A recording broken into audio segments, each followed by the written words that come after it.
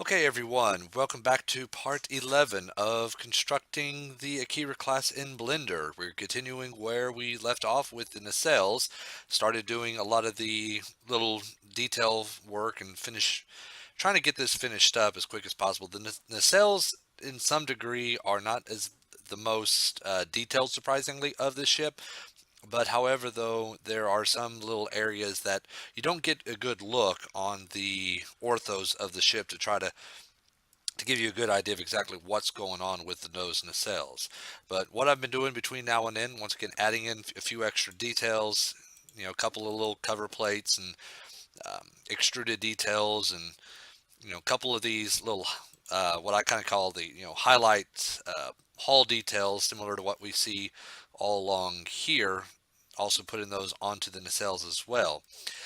But one other thing that I started also kind of working on is with the front portion of the buzzer collectors. I decided to go ahead and do something just a little bit different. I think I just kind of showed y'all accidentally what I just did.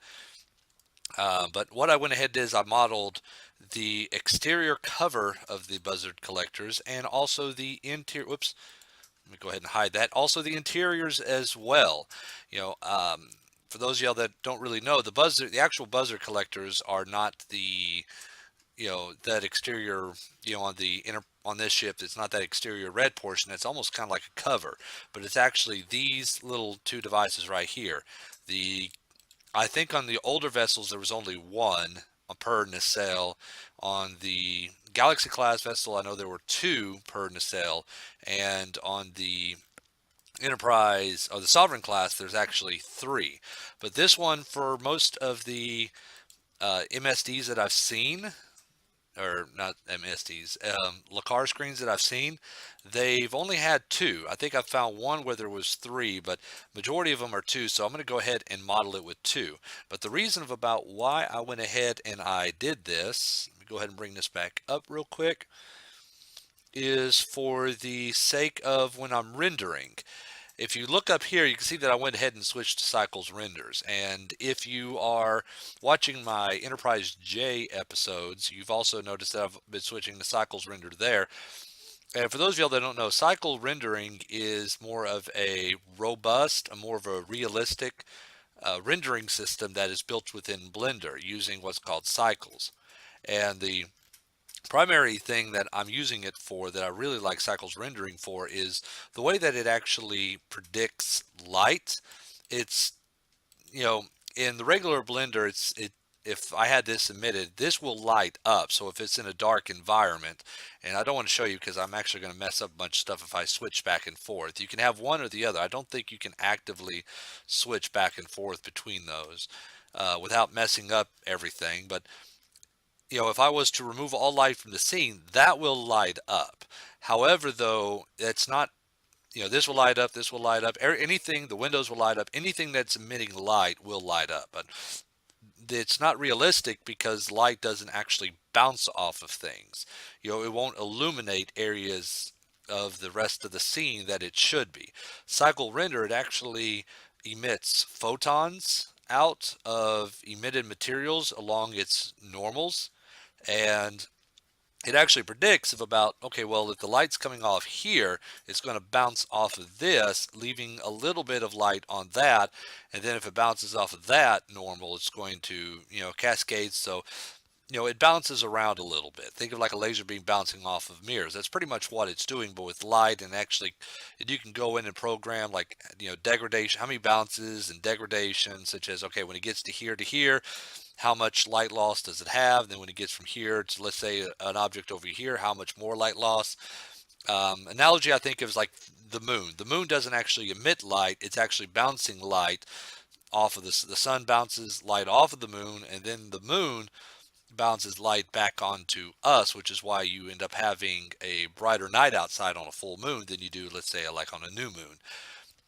But cycles rendering, and with that, we end up getting this type of look, which you really can't see here, but if I was to go ahead and turn off this ambient occlusion, then you can see it.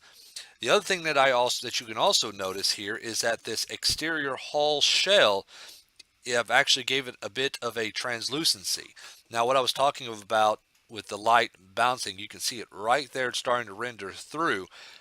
Light is bouncing off of this and onto this section of the saucer section. And it's actually detecting a little bit of light bouncing off of here, but as it's rendering it in, it figures out, well, the light up here is not as strong as it is here because this is not as close as this. But you can kind of see that. And you can definitely see it around here. Oh, and right there's a good example, the light bouncing off of this, or coming off of this, bouncing off of this. So it really lights the scene a lot more realistically. Cycles rendering, though, is a little bit more involved than with the Blender render, but I think the results are a lot better. I mean, because first off, you got to go into your material and you have to tell that you want to use nodes. And node rendering is under here, the node editor, where all of these are nodes, and this right here is for this cover here. So I started off with the diffuse because I want a color there that is slightly diffused.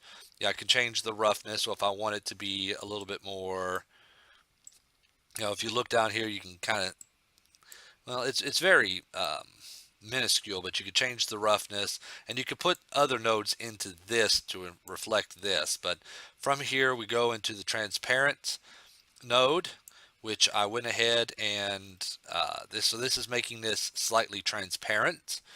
And then there's an emission node right here to where I tell it I want that color. Now I think I could probably do away with that. Yes, I can.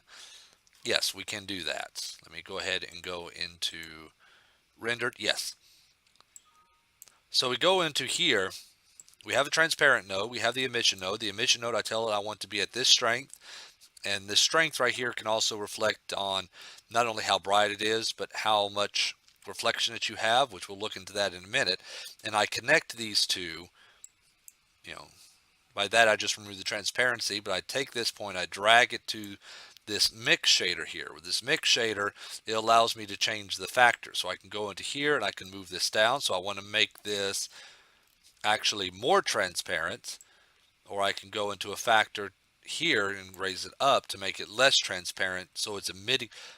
Basically what I'm doing is, by doing this, it is actually making it less more transparent, but it's actually making the color a lot brighter, so it looks like it's almost not even there.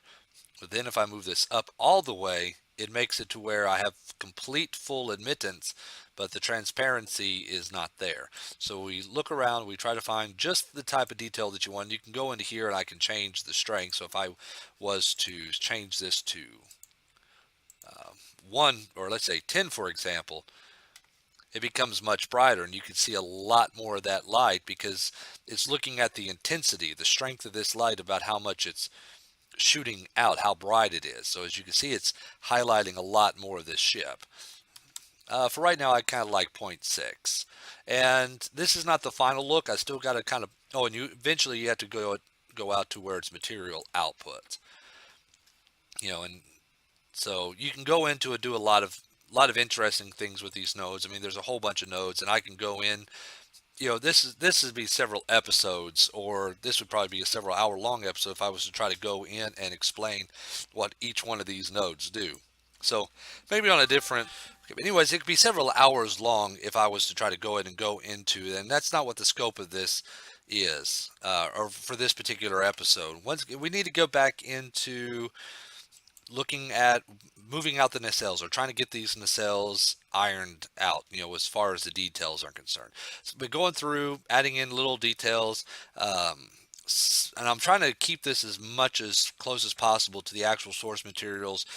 Once again, if you go back into further episodes, there are a couple little differences and changes that I've made that you can't really see on the screen, such as making a couple of these launchers look a little bit different from others, because you got torpedo launchers, and then you have launchers that are dedicated for probes and sensors and things. And then I also have these little extra hull details here for connection points. So I kind of did the same thing with the nacelles here, is that I kind of had these little connection point here between the pylons into the nacelles. And I kind of see that as a break-off point, to where if this nacelle gets damaged and they're worried about this nacelle blowing up, they can, from this point right here will allow it is the connection point to where this will blow off and the nacelle can be ejected.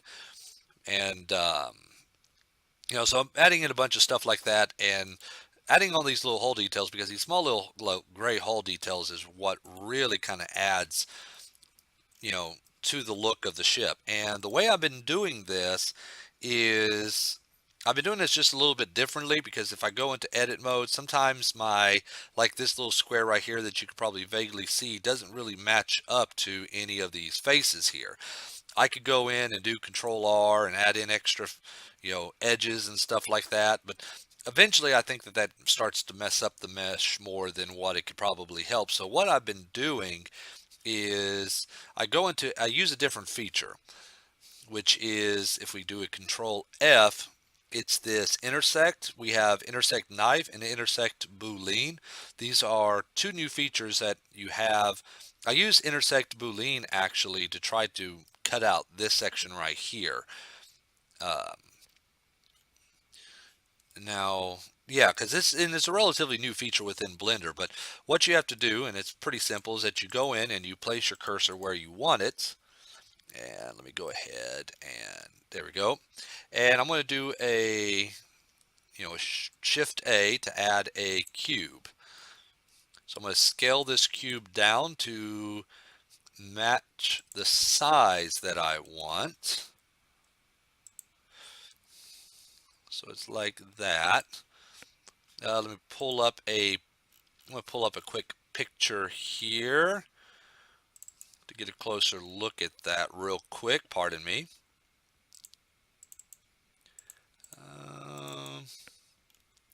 I know y'all can't really see the picture, but it's a kind of a detailed orthos that I have. Just want to verify some. Okay. Ooh, I did that one wrong too, but all right, I can go back and fix that because really what this is supposed to be is slightly angled like that. All right, do Control L to select everything in that plane. That looks pretty good. I might probably go ahead and scale the X factor up a little bit, drop it down, put a little bit more in line with that one right there. Let me see. Looking back at my picture again. All right.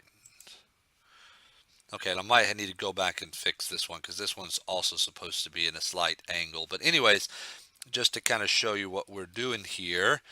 Now what I need to do here, I don't think this is absolutely necessary, but I will do it anyways. Is where I go ahead and I delete these two exterior faces here. I don't think that is absolutely necessary, but I just do it just in case. I could probably really need to experiment to see. But anyways, after I get that done, I'm going to move this into place to where this is embedded into the mesh, as we see right there. Now, what I need to do here to get this to work is that I want to tell Blender that I want to cut into this mesh here by selecting one of the faces or vertices or edges, whichever way you're in, and do a Control L to select all linked vertices. So all select vertices is going to have cuts put into them on anything that is intersecting into it. Now if I put more objects into it, and it has, once again, it has to be working inside the same mesh. It can't be a separate mesh that's intersecting. It has to be the same mesh that is intersecting into this. It's just to exclude things, you just need to select it. So if I had, let's say, another box over here, but I only want to cut this box here, I have to make sure that I select this box with the rest of my selection.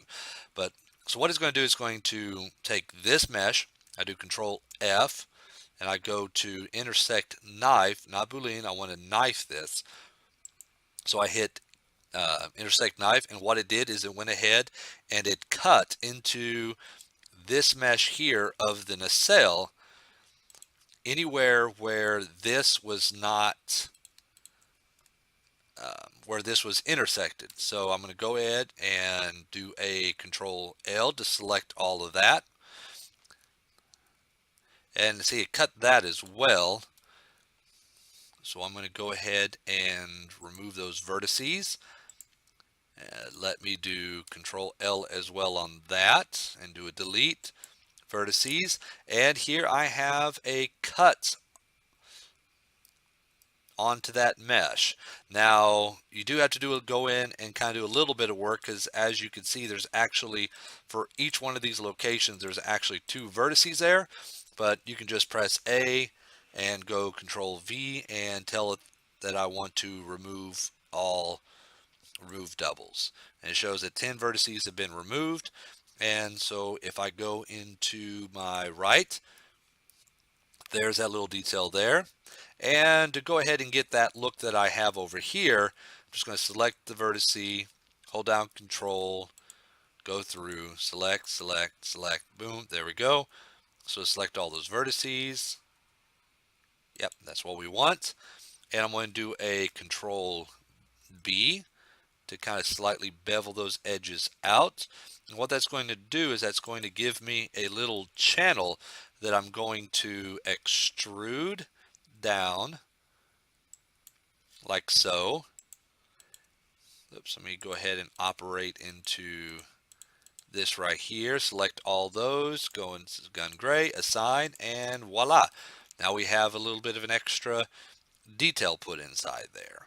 And that's what I've been doing all along the back, all along the side, and it gives pretty good results. So I'm going to go ahead and cut out temporarily to continue finishing up all those little details, and we'll come back in and we're going to start looking at the inside of the nacelles, because there's a little bit of a problem there that I'm experiencing that I have a question for that I'm going to go ahead and present to y'all. So I will be right back.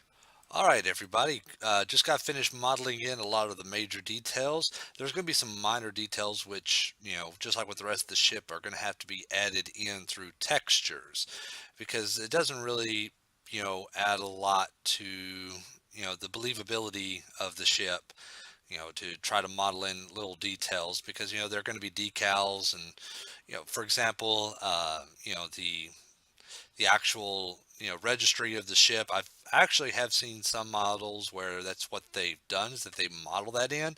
I think part of that is because the modeler probably wasn't very good at texturing, so they didn't subserve that, or not subserve.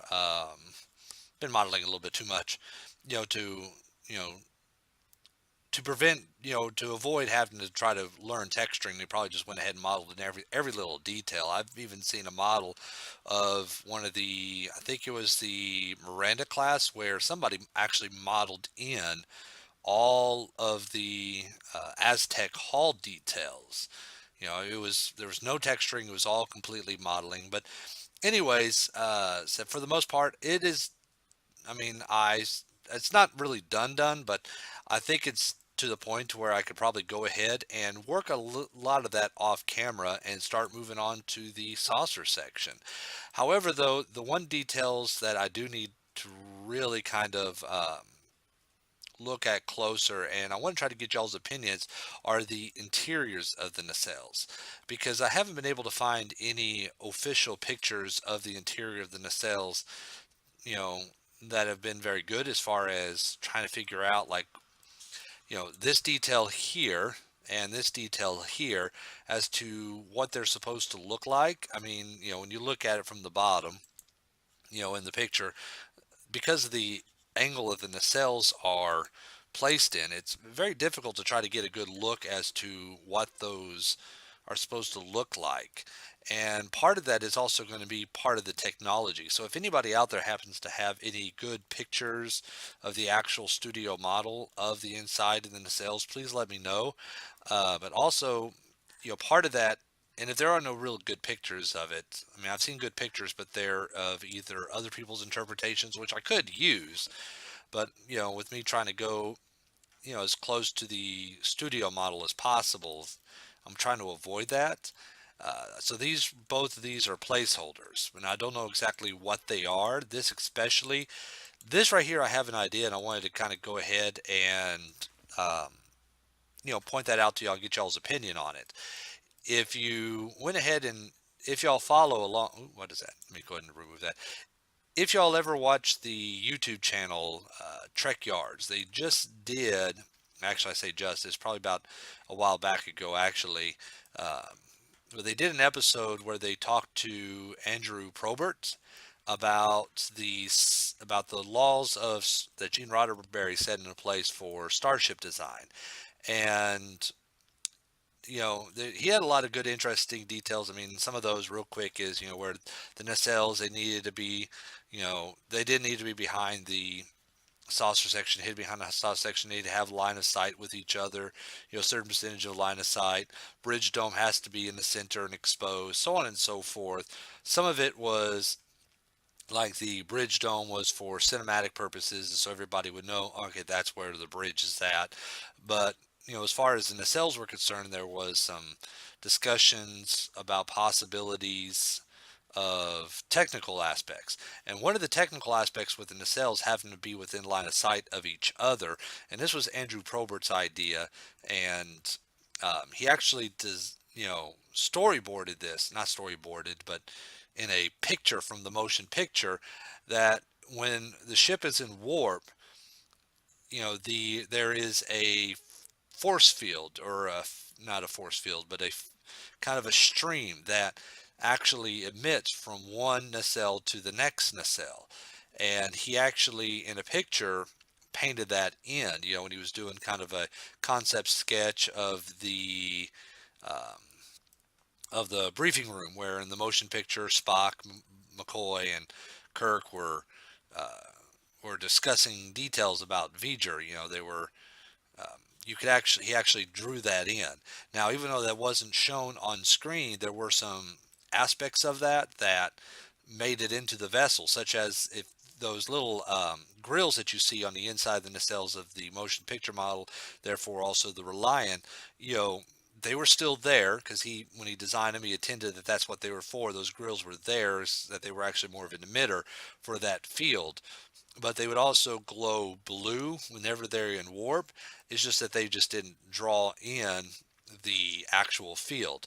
And he seemed like, I don't think he said it in the episode, but it kind of hinted at that, every vessel past that point to a certain degree. I mean, in the motion picture, and probably started falling off, when you started introducing the Defiant class vessel, that that was still a thing, that where there would be an invisible field between the two nacelles, and they would emit from something. So with that being said, that's kind of what I'm thinking that this detail is, more or less than this detail. I mean, this detail here could still be for that type of technology, but this detail here is what I'm kind of leaning at, that what that would be is that there's a field that would go in between the two nacelles. For what reason, I think he described it in the episode. I can't remember right offhand, but y'all let me know what y'all probably think. Until then, I'm going to go ahead and probably call the episode quit. And, you know, I'm going to model a couple of details, mirror a couple of details such as this over from there, so I can get a little bit more symmetry into the model while I'm working on it. But from that, I'm probably going to go ahead and in the next episode, we'll look at moving into, modeling the saucer section. So, start getting in some of the details on that. I mean, I'm still not done with the details on this. As you can see at the bottom side, there's still some details that need to be put in, even details here on these pylons that need to be put in. So I still need to go back and, visit this, but, I'll probably be doing that, a lot of that off screen, because there's not much to really go in detail with on that. Same thing onto this. I'll probably go into detail, or probably model that off screen, and maybe just lightly touch bases on what I've planned on doing. But until then, I want to go ahead and say thank y'all for watching. Said leave any comments or suggestions, anything that y'all might probably have, and said, and I'll see y'all in the next episode.